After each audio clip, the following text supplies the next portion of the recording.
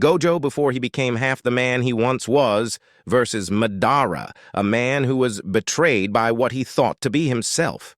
Who would come out on top? Before we start, we are using the peak strength shown so far from within their series. Zojubi Madara versus Gojo. We will be covering their physical strength, speed, hacks, combat ability, and stuff like that throughout the video. Starting off with the one and only my blue-eyed King Gojo. Gojo is a man who stands on business no matter the situation, and he isn't afraid to use those God-given hands. Like throughout the series, his physical strength is shown to be enough to pulverize special grade curses like Jogo and put this Sukuna meat muncher and Sukuna himself in his place. Keep in mind that to kill a special grade, it's stated you will need a rapid-fire carpet bombing, and it's not up for debate that Jogo and Sukuna are definitely superior to your average special grade. So this man, Gojo, is walking around with bombs for fists, and with Black Flash, the power of his initial hit is raised to the power of 2.5. To put that into perspective, if an attack does 50 damage, with Black Flash, it would do nearly 2,000 damage. No wonder Sukuna got slumped getting hit by this. And this is no doubt the greatest display of physical strength in the entire series. But it's got nothing on Madara, who was stopping attacks from 8 inner gates. Might Guy, who was bending the fabric of space with not just the pure amount of chakra flowing through his body, but his speed, which created a gravitational effect on the area warping space. And to perform a feat such as this, one would need to have as much energy as the gravitational energy of a sun, or essentially move at minimum light speed to perform such a feat. And Madara was able to stop the attack by channeling his raw strength with the staff of the 10 tails to block Might Guy's attack. And throughout the entire fight, Madara was not only able to perceive Guy's speed, he was able to fight against it. And for Madara to do that, he would need to be as fast as light, or even faster than light itself. Plus, feats, such as Madara's use of the Fang of Light, which is a move of pure light that Madara uses, which would also get Madara's combat speed in between the range of faster than light to massively faster than light. With recent of chapters of Sukuna versus Gojo, Gojo and Sukuna showed zero, and I mean zero feats that put them in the speed of light category combat speed-wise. But literally minutes later, after Sukuna packed up Gojo, he fights Kashimo, who is narratively weaker than Gojo. And Kashimo uses an attack with electromagnetic waves, which literally move at the speed of light, which Sukuna reacted to and countered, which would upscale Gojo's speed, putting him at speed of light.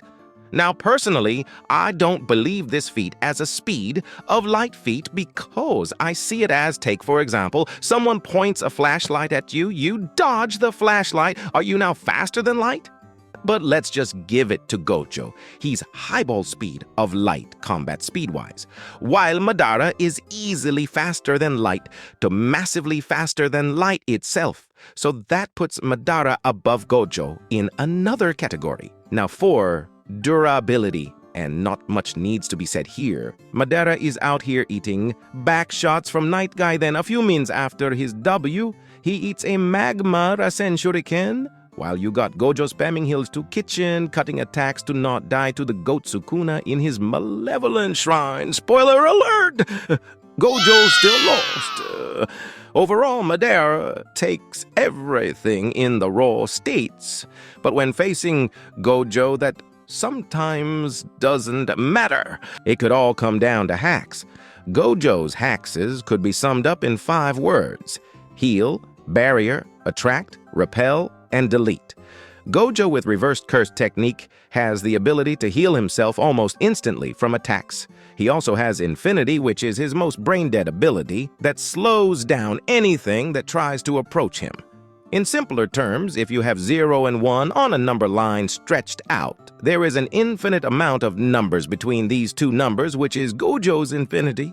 You will never truly reach 0 or 1, and Gojo's brain is able to automatically use this ability. Next is blue, which arouses space, causing the universe to fill in that space to make up for the loss, causing the attract ability. It's basically the hand from Jojo's bizarre adventure with some spice. Then you get red, which is just excess space, so when it collides with something, it pushes it away, which gives the repel effect.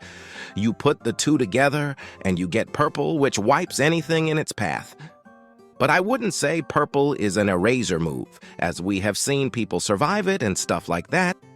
Oh, and he also has domain expansion, which just over stimulates your nervous system, causing someone to feel a huge amount of signals at once, leaving them frozen. It's not an understatement saying Gojo has crazy strong hacks and abilities to the point people even put him against characters like Goku. And the reason for Gojo's strength being so glazed upon is because of infinity. So the question is, could Madara even get past infinity? Let's look into one of Madara's abilities, known as Genjutsu. Madara isn't shown to use Genjutsu that much, but he is capable of using it. Like he controlled the Nine Tails with it to fight Hashirama. Now, I already know some people are thinking, how does Genjutsu get past infinity? Well, the thing is, Genjutsu doesn't travel from point A to B. It is straight-up mind manipulation that manipulates the victim's energy, which just requires eye contact. But Gojo has 6 eyes, so he can see energy at an atomic level, and Madara's Genjutsu manipulates that energy affecting the victim's brain. But Gojo can see and manipulate his very own energy at an atomic level with 6 eyes, so Genjutsu has no effect. Naruto fans, do not fret, it's not over yet. Jubi Madara, truth-seeking orbs are shown to be able to erase parts of someone's soul and nullify ninjutsu in a similar manner to the inverted spear of heaven. Like, why else wasn't Toji worried about blue or red from Gojo? It was because his inverted spear could nullify it, and he was even able to nullify Limitless as well with the weapon. So truth-seeking orbs could possibly not even need to travel infinitely. It could just dissipate Limitless and reach Gojo. Now for my final answer on how Madara could get past infinity. One word: Limbo clones. Yes, sir. Well, that's 2 words, but still.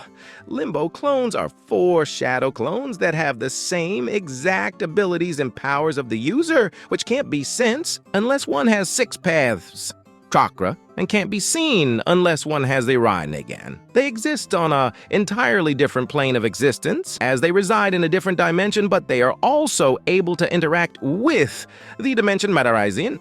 But others can't interact with them unless they specifically have the ability bestowed by Hagoromo himself, which Gojo doesn't have. So Gojo's infinity wouldn't even be able to register Madara Limbo's clones? Why, you may ask? Well, because Gojo himself says it here. Gojo takes into consideration the mass, shape, and speed of an object for his Limitless to be used. If not, Gojo would kill himself by, for instance, blocking oxygen from reaching him.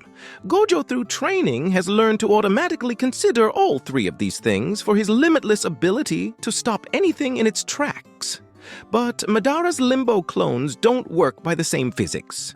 They are in a whole different world, and Gojo has shown no ability to be able to interact with other dimensions. So Gojo's infinity wouldn't even be able to register Limbo clones who are as strong as Madara. And what does that mean for Gojo? Well, it means death. So this is how it would go. The fight starts in a calm green grassland, and Gojo and Madara stand horizontally from each other. "I've come to exorcise you," Gojo says with a smile. Madara replies saying, "Is that so?" as he shoots out a blaze of flames. Gojo's face is full of fear and excitement, as he realized he couldn't react. But thanks to Limitless, he isn't burned to a crisp. Madara analyzes with his Sharingan the events that took place and ponders it thousands of times in his head, all within a span of less than a second. That isn't possible. Madara thinks to himself. Gojo takes off his blindfold and sprints toward Madara, trying to release purple. Madara glances at Gojo with blood-red eyes, and for an instant Gojo is stopped in his tracks as he is in a genjutsu. But with 6 eyes, he sees through such illusions within moments and takes a different course of action and goes for domain expansion. Madara sees energy encompassing him, and he darts out instantly. Madara has now decided to take Gojo a bit more seriously. Gojo's domain releases, and Madara flash steps towards Gojo, and Gojo tries to teleport. But Madara was simply too fast and tossed a truth-seeking orb at Gojo. The orb makes Gojo's Limitless go haywire and nullifies part of Limitless and hits Gojo in the arm. In that moment, Gojo released Red at Madara from his fingertips, repelling him away. But Madara seems to not have been damaged by Red at all. Gojo's arm was destroyed by the orb, but he regenerates it in an instant. Madara has finally grasped Gojo's strength and sees him as deadly. He then activates Rinnegan and utters these words, "Limbo World."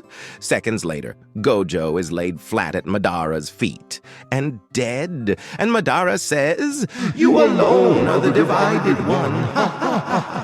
Satoru Gojo."